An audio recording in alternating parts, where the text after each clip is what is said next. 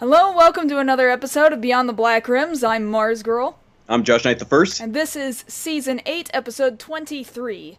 Or episode 189 if you're counting. Thank you, as always, to the Patreon contributors over at patreon.com/MarsGirl, who make this show and all kinds of other stuff we do possible. Had some new patrons show up within the last week or two, so thank you guys very much for that. Some of those names are scrolling through right now, such as Michelle Moffat and Andrew Zirkle. Thank you guys so much for allowing us to continue doing this work, as always.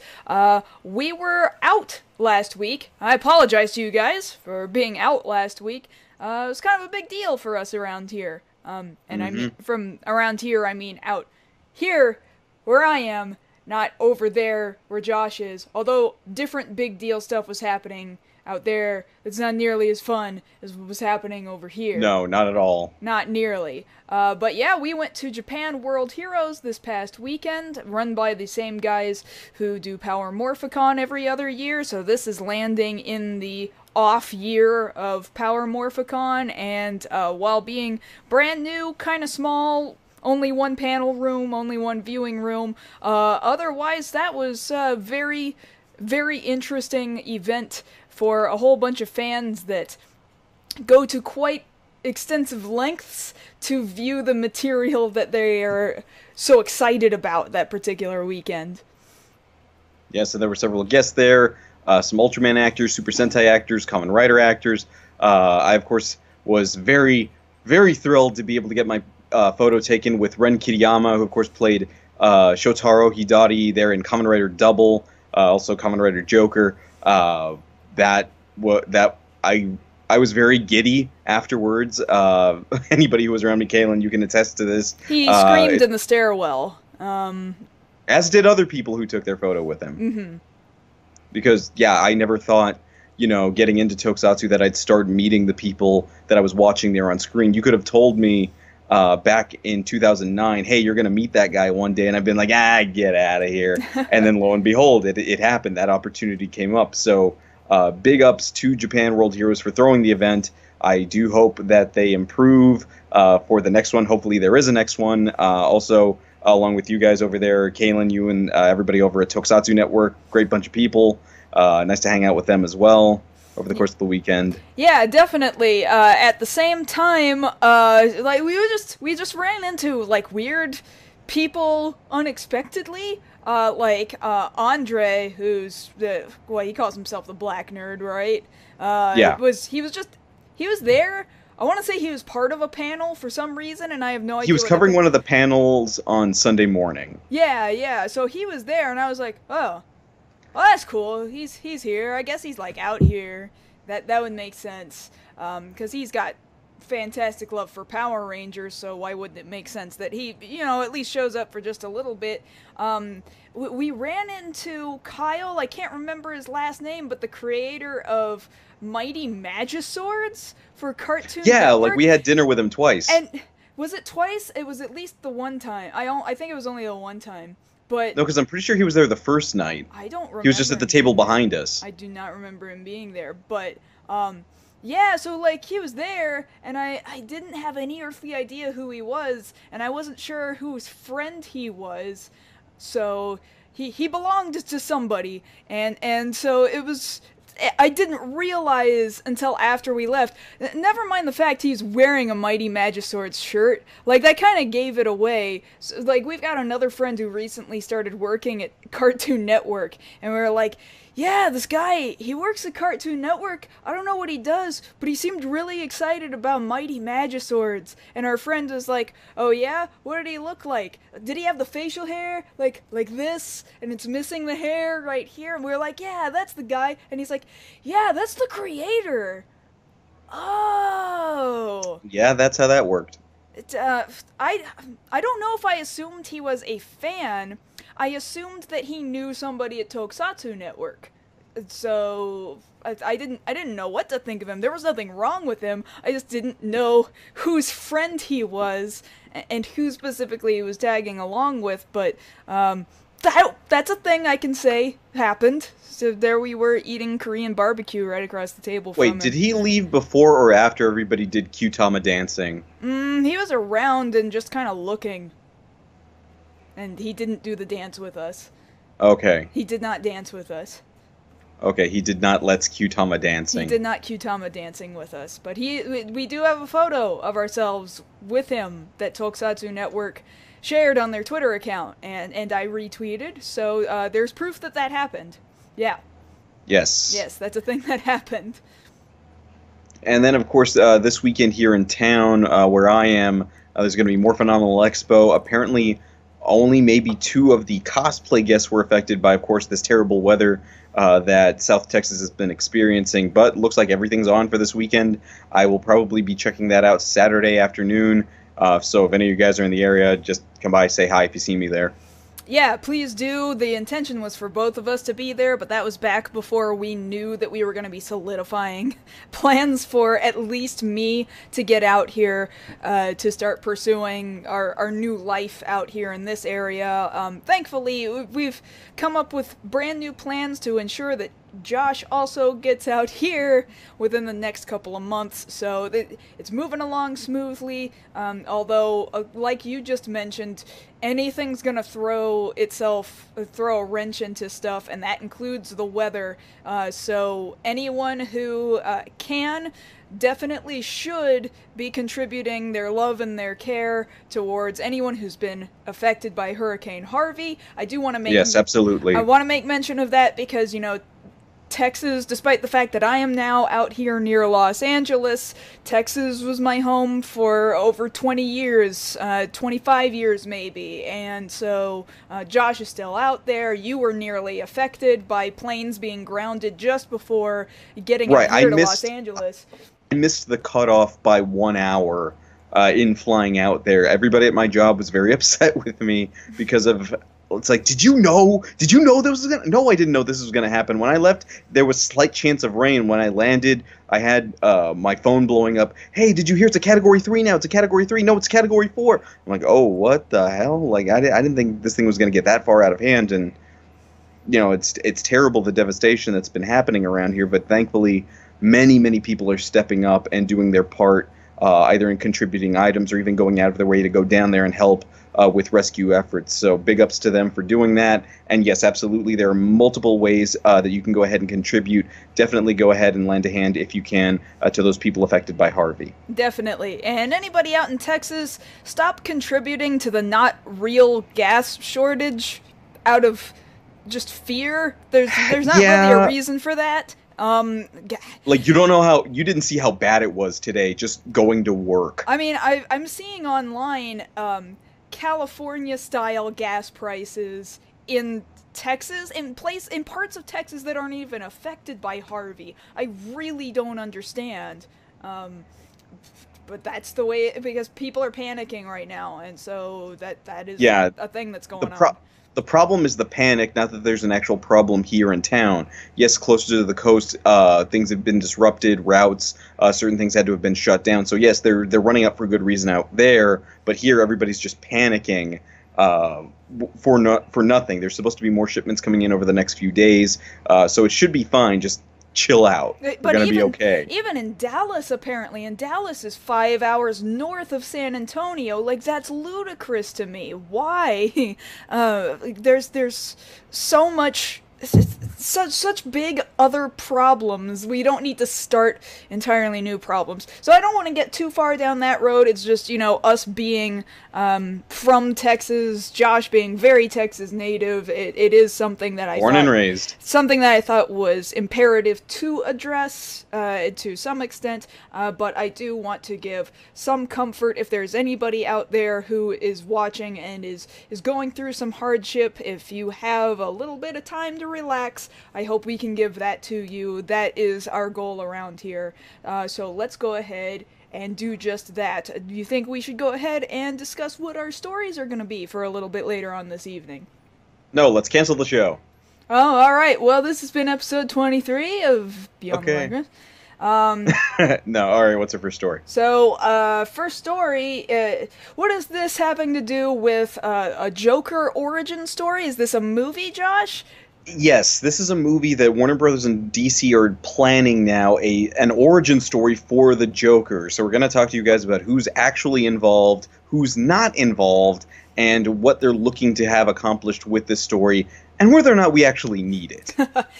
Secondarily, our second story of the evening is going to involve Street Fighter, because they can't stop releasing Street Fighter, specifically Street Fighter 2, but this is going to be on a Super Nintendo cartridge that will, in fact, actually play on a Super Nintendo, and it's not a bootleg recreation card or anything, it's official. So, this is kind of interesting. I wanted to elaborate upon it, and see if there's a possibility of getting any further new old Super Nintendo releases in the future.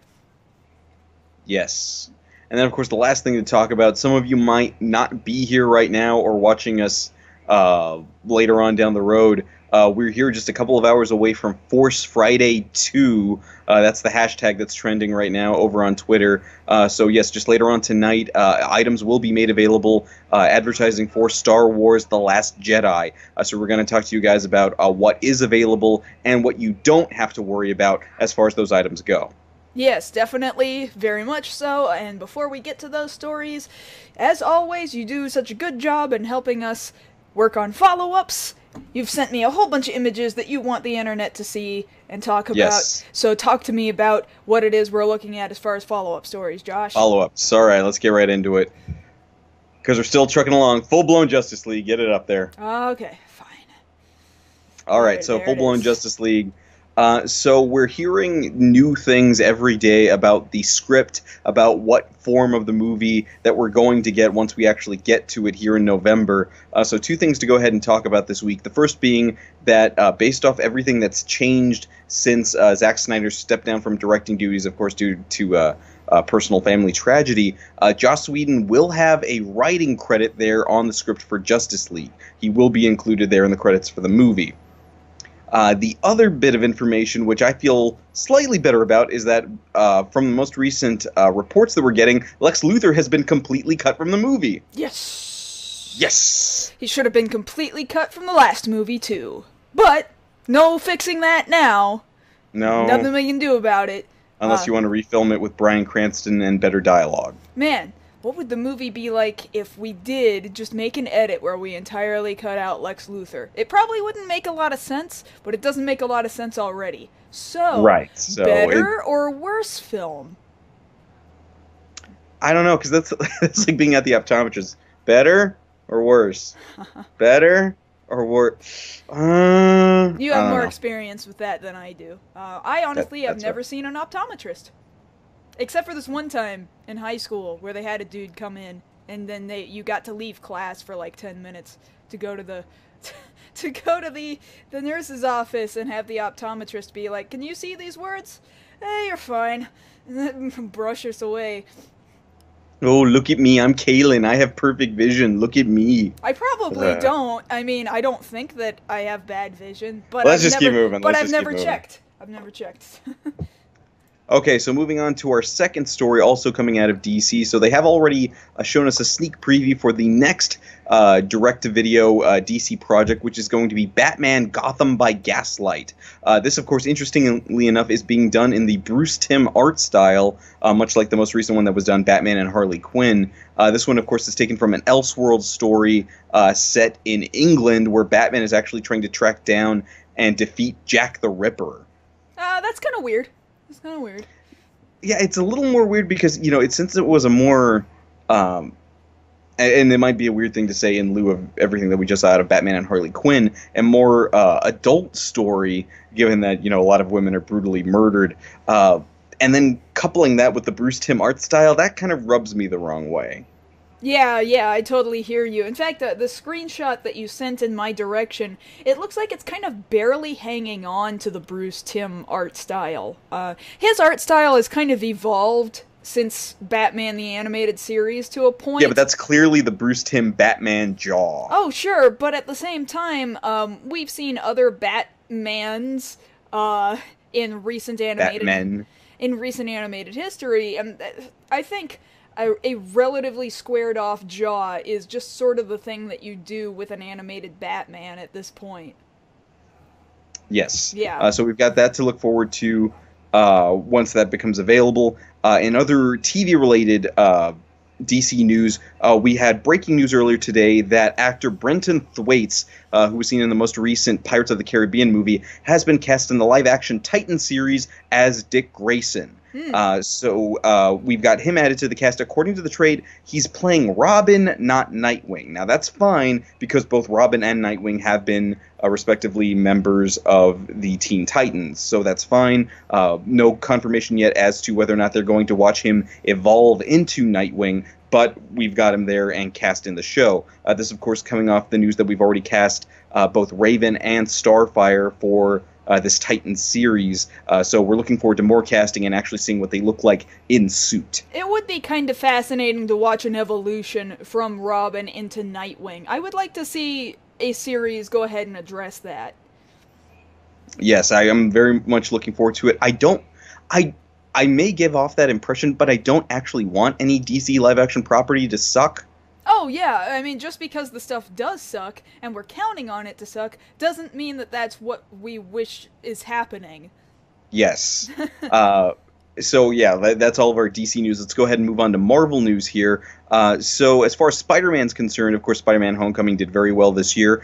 Going into the second movie, they have already brought back on the same writers as Homecoming to do the second sequel. I say second sequel because we've already had several different Spider-Man sequels up to this point.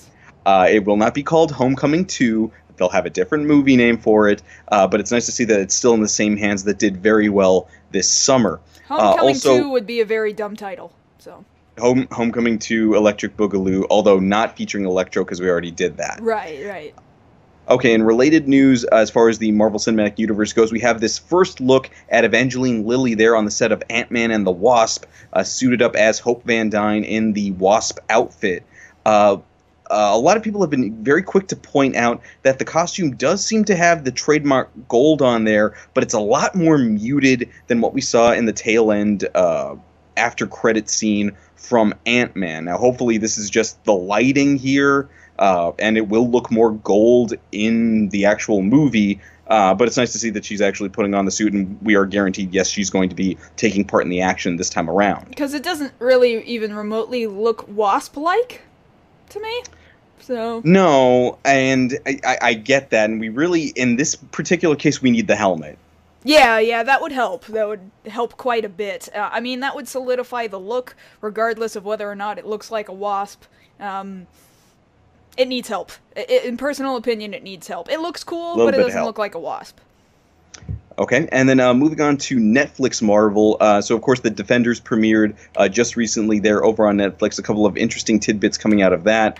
Of course, going into the events of Daredevil Season 3, we'll, of course, have to follow what happened here at the end of The Defenders. And so we've been told that reportedly the tone of Season 3 will actually follow the comic book storyline of Daredevil Born Again, which for a lot of people is the seminal Daredevil story, and they seem to be hinting at a lot of that there in the finale of The Defenders. Of course, we're looking forward to seeing that done there in the show. The actor for Daredevil, Charlie Cox, has said they're not going to pull directly from it, but there will at least be moments and beats that they take directly from it, and you'll see that adapted into what they do here in the next season. Sounds good to me. Oh, yes, sounds very good, very promising. Okay, so let's go ahead and move on to some other comic book adaptation news.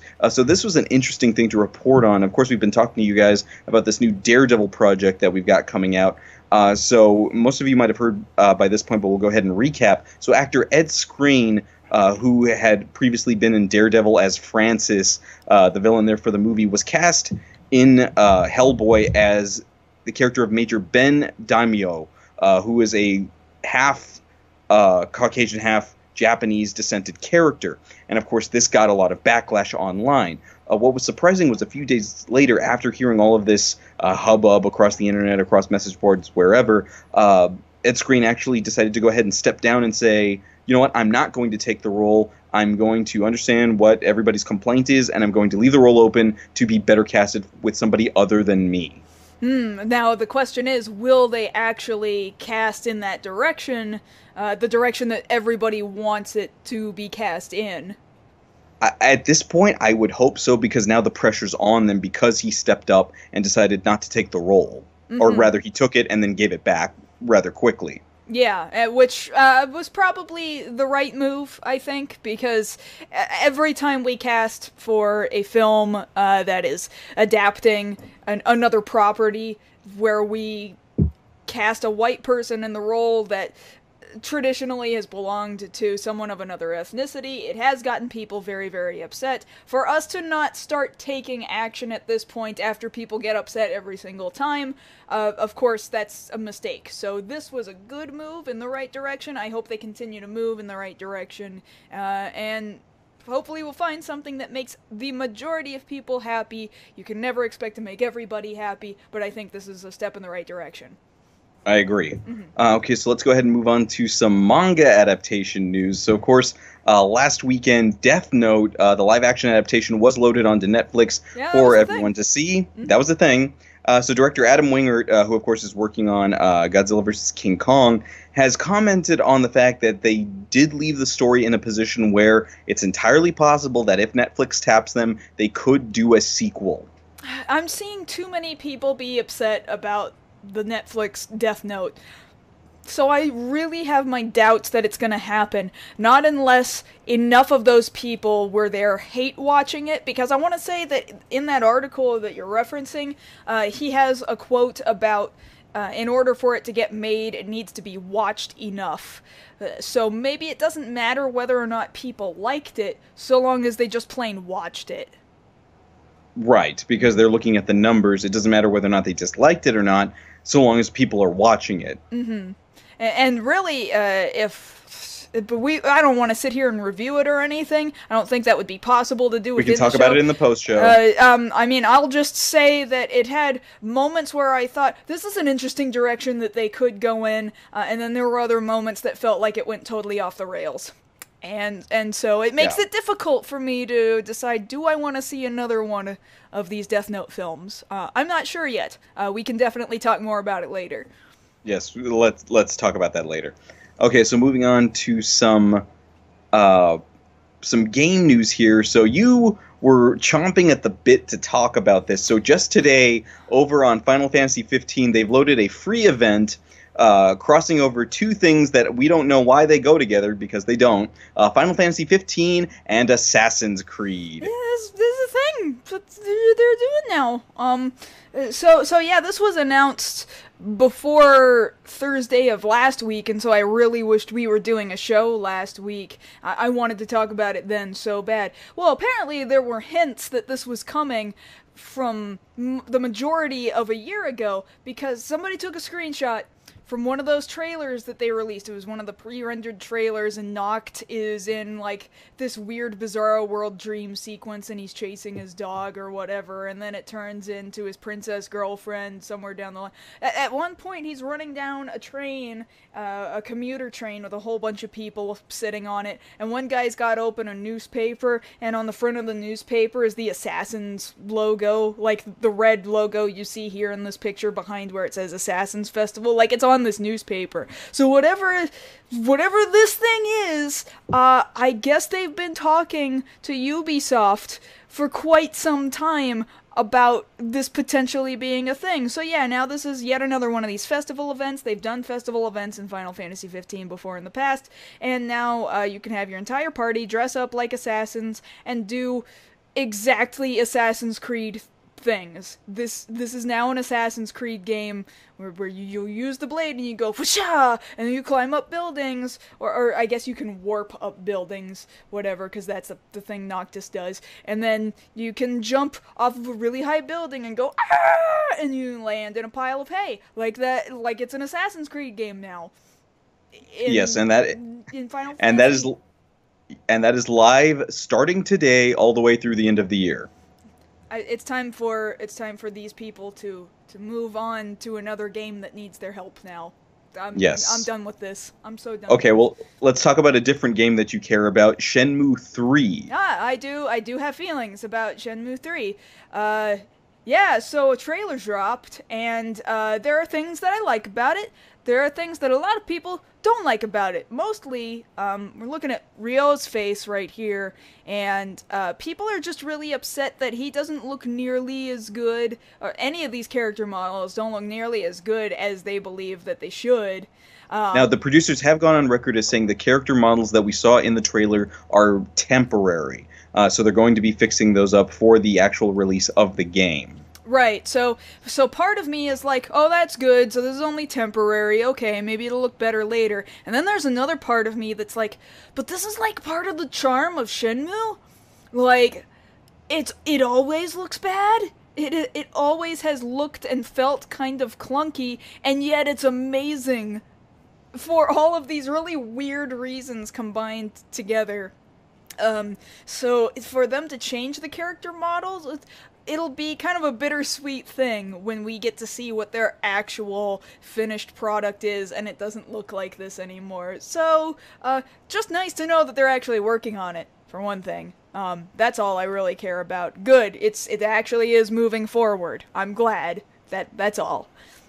Okay, yes. And then the last bit of news that we've got in the realm of Tokusatsu comes from Kamen Rider Ex-Aid. So, of course, the last episode of Kamen Rider Ex-Aid aired this weekend. Of course, we're waiting for Kamen Rider Build coming this coming weekend on Saturday, Sunday over there in Japan. But during the finale of Ex-Aid, it was announced that there's actually going to be a trilogy of direct-to-video movies featuring 2 riders per movie, one featuring Brave and Snipe, one featuring Pulpy and Paradox, and another featuring Laser and Genmu.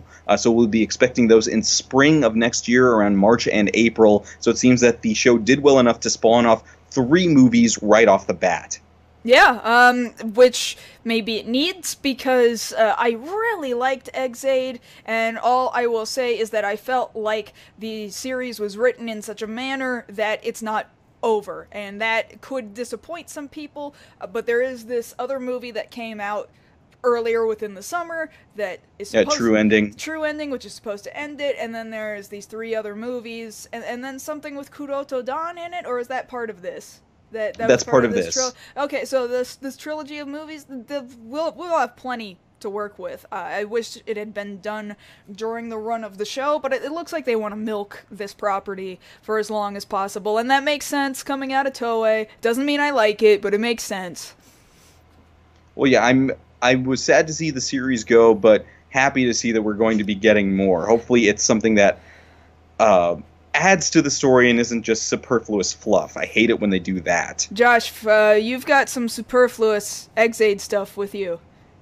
Yes, I do. You have I grant you my permission to use the superfluous stuff right here, because this would be the moment to do it, because we've got the picture of the Ex-Aid stuff up right now. Right, so this weekend when we were out there at Japan World Heroes, I did have the Maximum Mighty X Gosh Shot, and I was able to pick up Hyper Muteki, so now I can just annoy you ad nauseum with all the noises this thing makes. Oh, and he does.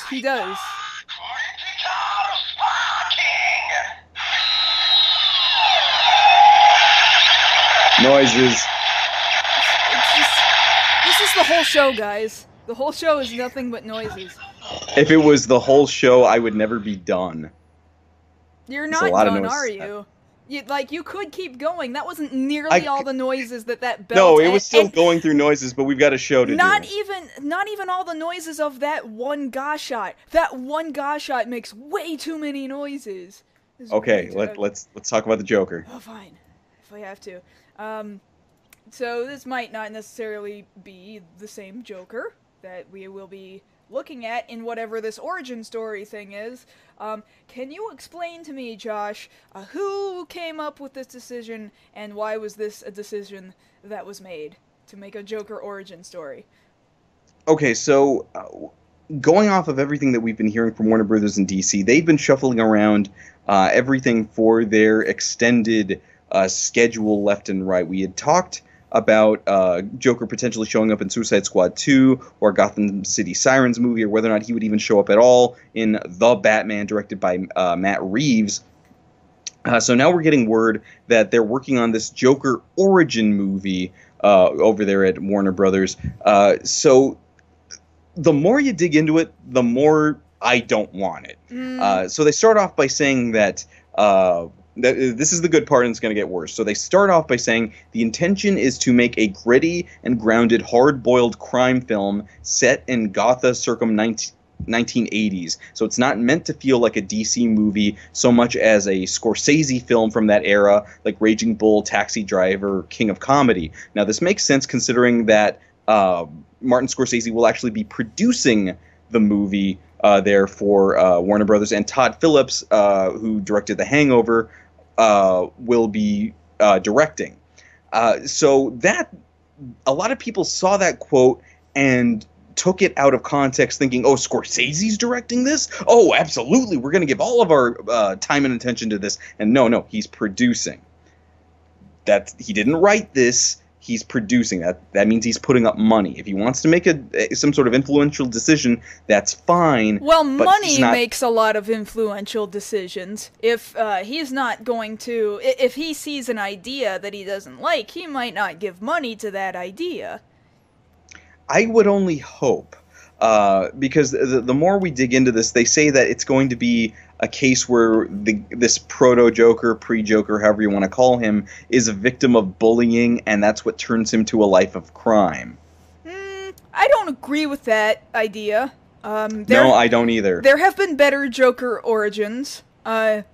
Really, even the Killing Joke's Joker origin, and people have gone back and forth in recent years as to whether or not the Killing Joke is in fact as good of a story as it was once propped up to be. But even that origin story kind of makes a little bit more sense.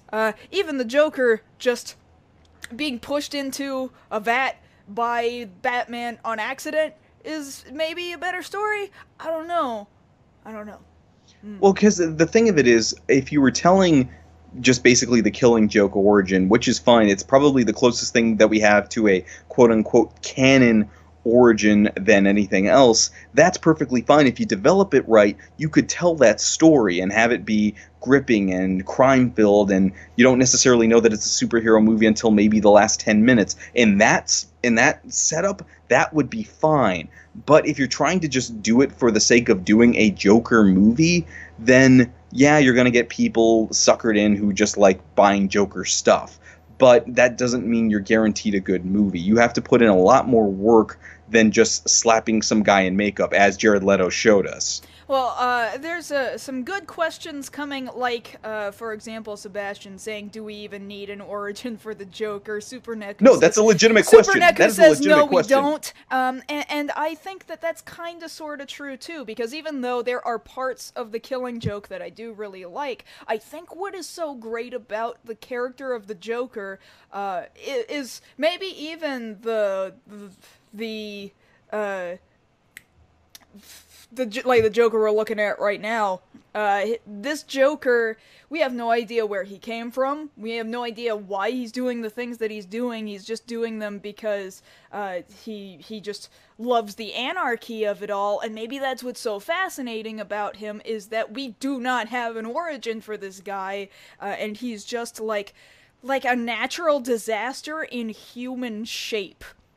And that's one of the most appealing things about the Joker, I would think. And because of that, he even has that line there in The Killing Joke, or in other pieces of comic book media, that he rewrites the story as he goes. If he'll tell one person it was one way, he'll tell somebody else something completely different. Case in point there with Heath Ledger, when he's telling stories about his personal life, they don't add up, they don't match up. He's just kind of saying things to keep people on edge or off kilter. And he enjoys that. He loves doing what he thinks is the most comical, that'll get the most reaction, and that is key to the character. And we can sit here and talk about that all night if we want to, and that's something I can definitely say people didn't get out of the portrayal of Jared Leto there in Suicide Squad, so I can see why some people would want another crack at the Joker.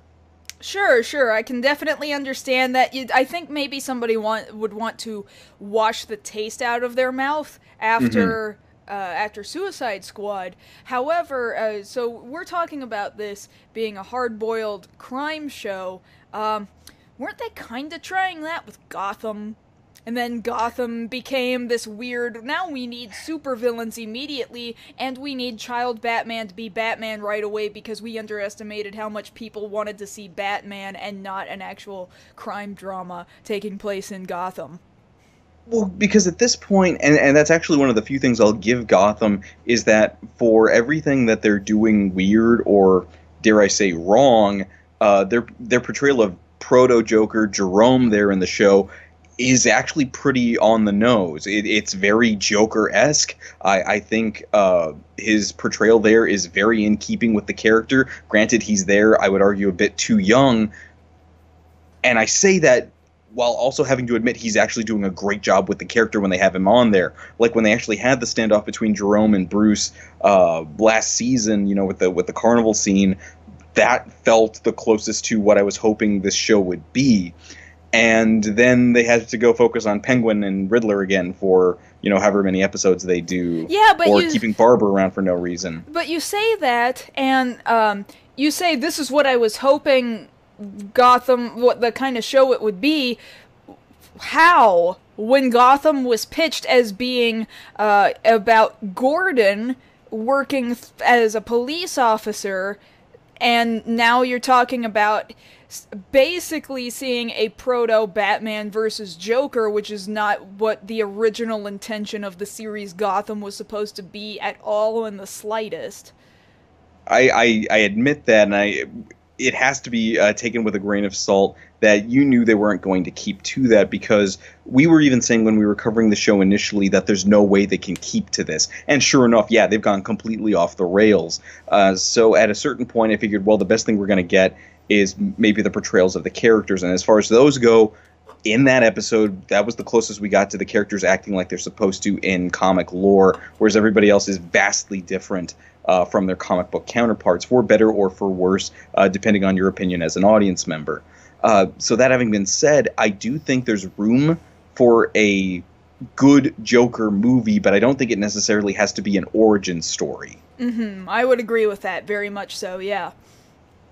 And in doing so, really having to try and make him some sort of side character that you didn't quite know what you were going to do with because of reshoots, because of what happened with Suicide Squad, you did the character a disservice. And if there was better material to work with, maybe Jared Leto could have done better with the part, or maybe he would have overdone it like he did anyway.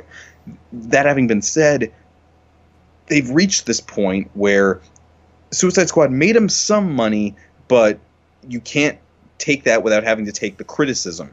So as such, I can understand why they want to up their game, get somebody like Scorsese involved, a big-name director who's tied to very critically acclaimed movies, but the name alone isn't going to save this thing. You have to actually sell me on the fact that this is going to be something that adds to the story, adds to the lore of the Joker, of Jack Napier, or whichever alias you want to use, Joe Kerr, like in some comics.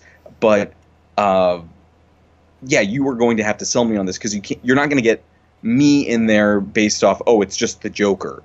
You're right. Although, I would highly believe that it's going to get Joker fans regardless, because there are people who are just super attached to the Joker, and they just want to see more Joker, and it doesn't matter how he's represented, they're just like, it's him! I'm gonna go see it because it's him. It'll sell. Just like every other DC movie, it'll sell. And they'll just on name alone. Yeah, just on name brand alone. Recognition. Brand recognition alone will sell whatever this ends up becoming, and then there will be some people who will go in counting on hate watching it, because in this day and age, people think that is a fun thing to do. Sometimes that's me, but lately I'm getting kind of tired of DC dropping the ball on anything that's not Wonder Woman, and it would be nice if this actually ended up being a good movie. Kind of like what we were saying earlier in the show, just because stuff is kind of dropping the ball doesn't mean that that's what we wish it was doing. I wish it was not dropping the ball. So if Scorsese does have any bigger pull on this. I hope it's in a good direction, because I would agree. that would be nice to see. It really would be. Yes, it would. Yes. Yes. Are we done? Yeah, we're done. Okay, cool. Okay, So, cool. I'm moving on to bringing up this image. We're looking at what, upon first glance, just looks like a recreation cart for Street Fighter 2. And to an extent it is, except for the fact that this is, in fact, officially licensed by Capcom, as this is going to be the 30th anniversary of Street Fighter 2. And it's always gotta be Street Fighter 2, because Street Fighter 2 is like the Street Fighter that solidified Street Fighter as a franchise. It's always Street Fighter 2. Never any other game other than Street Fighter 2. I don't know how this game is going to play any differently, because every time they release Street Fighter 2, there's some tiny slight alteration of some variety, but maybe it's entirely possible that this legitimately is just they took the original ROM and they put it in this cartridge. So this is a $100 package, and it's gonna go fast because there's only 5,500 of them that are going to be printed. It's a limited edition release. What you're looking at in this image is a red cartridge, but 1,000 of these 5,500 is going to be Blanca glow-in-the-dark green. Basically, it just looks like anything with a green glow-in-the-dark coating on it. It's gonna be random. You do not know whether you're gonna get a red cart or a glow-in-the-dark cart. There's no way of knowing. Let's be fair in the coverage here. The glow-in-the-dark one is called Blanca green. The other cart is called Ryu red. Or I'm sorry, Ryu red. Oh yeah, we can't. If we're going back 30 years, then we can't forget about going back in time and mispronouncing Ryu's name. I guess actually this is technically Street Fighter in general's 30th anniversary, not Street Fighter 2 specifically, which makes it kind of strange. Okay, it's only so strange that they re-released Street Fighter 2 because it's their most popular. It's their most popular iteration of the Street Fighter franchise. So this is being sold through IM8-bit. I've bought stuff through IM8-bit before. In fact, I did a video on Monster Hunter Beef Jerky that was specifically... that was Capcom too, so I have to assume that Capcom must have some partnership through IM8-bit in general. So the IM8-bit, fantastic place to go to get officially licensed stuff. What I find amazing about this, aside from it's a brand new playable Super Nintendo cartridge, so it actually plays on your SNES, your SNES. There's a trifold box with foil, gloss, and embossments, a premium instruction booklet, retro pack-in surprises, we don't know what that is, package design and restoration by Django Snow, art and design, manufacturing by Retrotainment Games. Also, there's a limit to how many of these you can buy. You can only buy 2 per customer, so scalping will be at a minimum. But what I really think is amazing is this warning that IM8-bit has way down in small, not bolded text at the bottom of their selling page, their checkout page. Warning, use of this reproduction game cartridge, the product, on the Super NES gaming hardware may cause the SNES console to overheat or catch fire. They're collectibles, so please exercise extreme caution when using the product and make sure there is a fire extinguisher.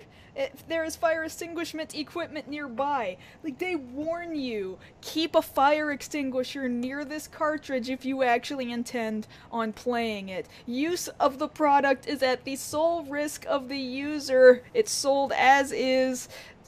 Don't blame IM8-bit or Capcom. And it goes on like that. Also, Nintendo is not associated with this at all, which you can tell by on the picture. There is none of that traditional that Nintendo seal of quality that they used to put on all their products. Yeah. So don't blame Nintendo either, because this is totally not their fault. No, it's not. We haven't seen anything like this since Sony was warning about Discmans catching on fire, give or take about 10 years ago when I released my last mixtape. You released a mixtape on a CD player? No, it was on 8-track. Oh, that makes a lot more sense. Okay, yeah. Just needed to clarify. You would think that this is a lawsuit waiting to happen, Sebastian, if not for the fact that they included this text of...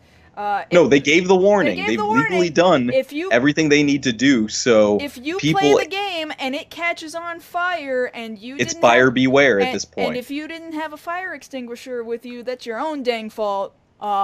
Sorry, bro. You spent $100 just for your product to catch on fire. It's a feature. And why don't we go? It's a feature, yeah. Go the Microsoft route. Call this a feature and say nothing we can do about it, bro.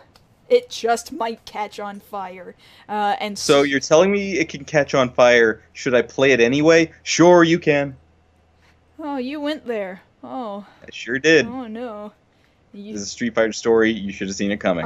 Yeah, I guess that's true. So this is supposed to be coming out. Let me double check when this is supposed to be coming out. Legacy Cartridge Collection. Oh, November. November. So by saying collection, it sort of indicates that there's a possibility of more Super Nintendo cartridges coming out.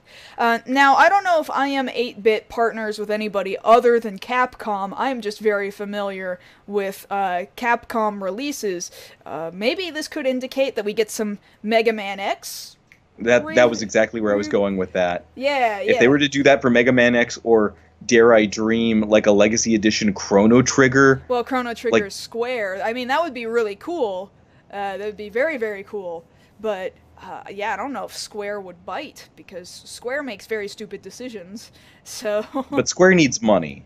Square is constantly trying to do the stupid things to make money, which is why they wouldn't do this, because this would be the smart thing to make money. People are gonna buy this. People will spend I feel like $100 while being expensive. I feel like the package is possibly worth $100.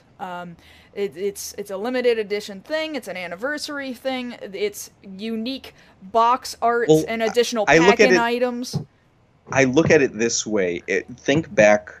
I know this is the 30th anniversary, but think back a little over 20 years. Let's go back 23 years to back in the day of the Super Nintendo. If this cart, this glow-in-the-dark green cart, was available back then, would it have retailed for $100 then? It probably would have, yeah. Kind of like gold cartridges for Legend of Zelda. They're the maybe they did retail at the same price at the time, huh? And only later on did they go more expensive. See, the glow-in-the-dark ones, like I said, you're paying the same amount whether you end up with a red one or a green one, and the green one is random for only 1,000 out of the 5,500. So I imagine there are going to be people who are going to try to buy two in hopes that at least one of the two will be the green ones, and then the green ones will get scalped for way higher than the red ones. I imagine all of them will be scalped, whether they're red or green, but the greens will become, in a post-market, a post-retail market, will become far more expensive on eBay than the red version. Don't invest in diamonds or gold. Invest in green glow-in-the-dark SNES cartridges. Yeah, good luck with that. I wonder if they will continue to release glow-in-the-dark cartridges of future games. But this one, they're specifically saying, it's like Blanca! So they would have to come up with an excuse to keep making glow-in-the-dark cartridges. I just know that's... One, I don't even have a working Super Nintendo on me, so what am I going to do? No, you have the Super Nintendo back at home in the storage. That's my Super Nintendo. Okay, well, it's buried under a bunch of stuff. Well, it's there. I I promise you can't it's there. get to it. You're gonna have to get to it when we get all the stuff out of storage. You know that.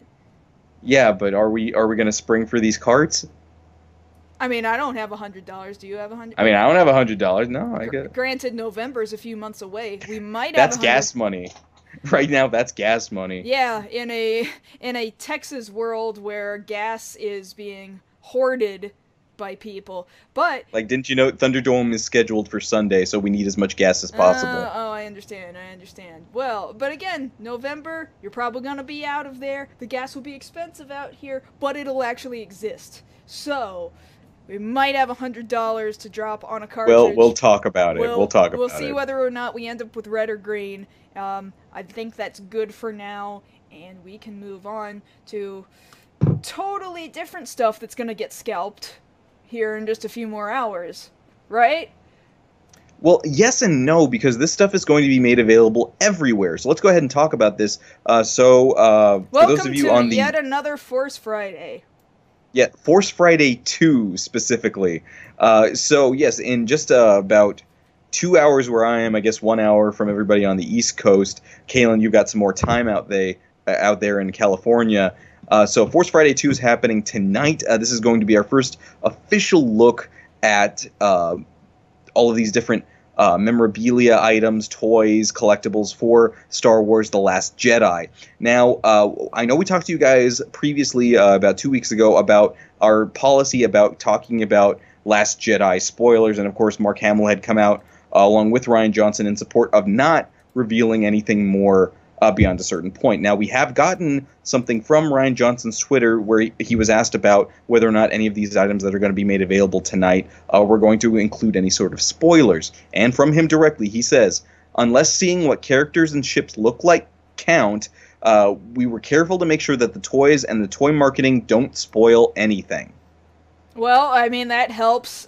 So, I mean, what do you guys think? Do you think that ships are spoilers? I saw a toy earlier today of a droid that I was like, I didn't know that was going to be a thing, and I'm not sure whether or not I'm upset about it. I think the picture that I'm using right now is all, for the most part, last year's. No, there is some stuff from this year that is already getting revealed in this image. Like down here, since I just said that, and we've got an image right here right now, down here in the bottom left-hand corner, I had not seen that little black roly droid before now, and today I have now seen it, and I do not know, granted I don't know in what capacity this droid will be showing up in, entirely, so. Right, because what we're getting are basically the toys with no context. Right. So context is what would make the spoiler. As far as characters that we're seeing here, we know Great Leader Snoke was going to show up. We knew about Rose because they told us about her back at Star Wars Celebration. So that's not a spoiler. It's just a character that's being included. We don't know what their role is beyond that point. We know what Great Leader Snoke did last movie, and we don't know anything about Rose at this point. Right, exactly. But we will be able to have a collectible. We do know that she is a character, and she's a woman, and has a toy. Those are the things that we know about her. So, man, I really wish I thought I had enough money, right? I would totally go out and share with you guys, because I have to imagine out here in Southern California, Force Friday looks more extreme, possibly, than it does maybe in San Antonio. Also, I know Star Wars events, they get people out here for Star Wars events. You remember what it was, Force Friday 2 years ago? They're not going to do another live stream for these Force Friday events, are they?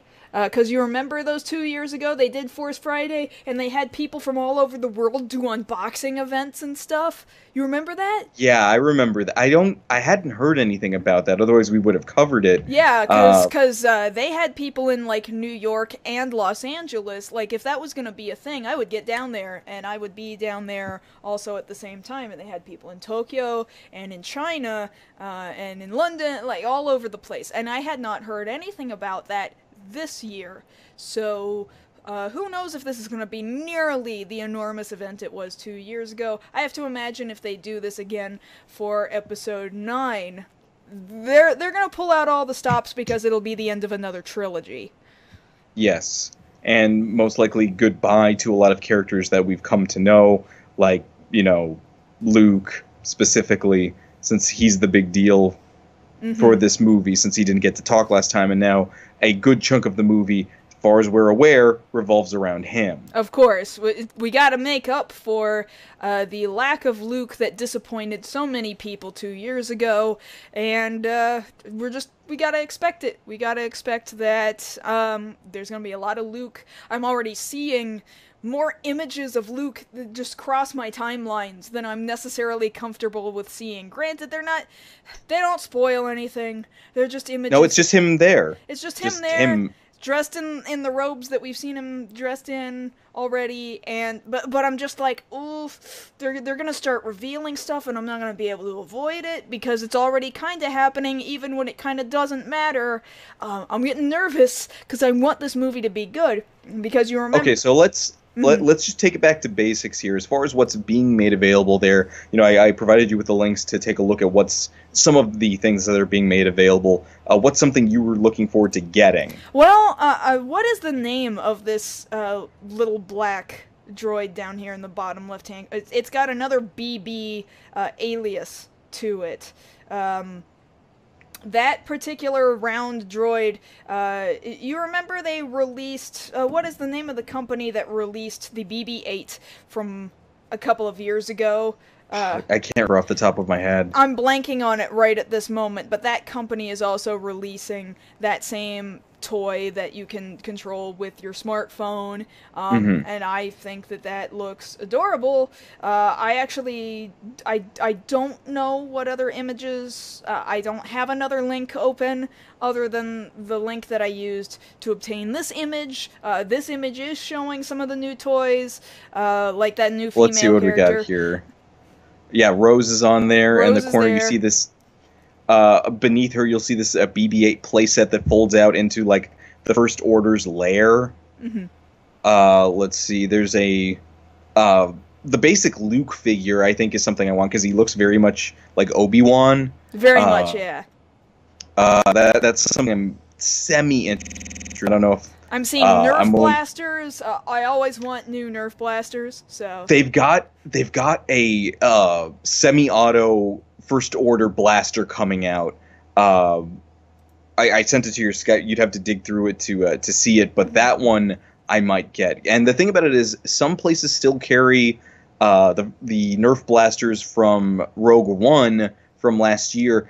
And for some reason, they're still just as expensive now as they were last year. I imagine those would have been marked down already. Well, Star Wars is always popular. I don't think it's going to stop being popular, and not until this trilogy is done with. I think now that we've got another movie coming out at the end of the year, they've got another reason to keep trying to sell the old toys. It's got to go out of season into a year where we're not releasing a mainline Star Wars movie for it to go down for a little bit first. Now, the last thing I want to bring up, because I know we're running short on time here, is you remember back when The Phantom Menace came out, and all of the characters, the basic action figure line, had these little chips? Yes, I remember. And they had that little Jedi communicator that you could make read the chips? Yes.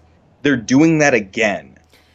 Are they improving the technology? Yes. Okay, So what they're doing is they're selling this device called a Force Link starter set, which is basically like this wrist-mounted device. Think kind of like the Hurricaneger transformation device. Okay. You wear it on your arm, and each of the basic figures and some other stuff in the line that we're going to see tonight, in over 30 toys, have an RFID chip in the toy. So you'll hold it up to it, and it'll make different noises depending on what you do with it. They describe here that there's a Kylo Ren figure out there where he comes with a helmet, so if you hold him up to the device, you'll hear Adam Driver's voice lines there, but if you put the helmet on the figure, the chip reader will recognize that, and then the voice will change to him in his, helmeted voice. Yeah, that is definitely better tech. I'm interested in it, but also sounds like with RFID, might be a little expensive. I'm going to expect that it'll be a little bit expensive. I imagine so, but it might be a little bit cooler now. I'm sure it's way cooler, yeah. I would say if you don't want to go out right now to your local Toys R Us or Target, give it a day and let people do their YouTube rundowns of what they picked up, and then make your decision based off that. Let them shop for you. Definitely. That might be what we end up doing just to save the gas. Yes, absolutely. Yeah. Mad Max is what I'm telling you guys. Mad Max. That's what it's like out there. I know. I'm so sorry. Alright, so we have gone just a little bit over time, so we need to be wrapping this up. That's exactly what we're going to go ahead and do. Thank you, as always, everybody, for coming out live to come and see us for another episode. Next week is our final episode of the season. I hope you will all come out here and join us for that. If you're not watching us live right now, please definitely come out here and join us for that final episode of the season on Thursday night at 9 p.m. Central, that's 7 p.m. over here in Pacific time, because otherwise you're also not going to be able to join us for the Q&A session that we're going to do right now, right at the end of the show, that we're going to do at the end of next week's show, that you typically do not get to see the additional half hour of if you're watching it not live on YouTube. Yes, and of course during the week you can always talk to us over on social media. On Twitter, I'm at Josh Knight First. And I'm at Mars Girl. And that having been said, that's been this week's episode of Beyond the Black Rims. We'll see you guys again for the season finale next week. Thank you, everybody.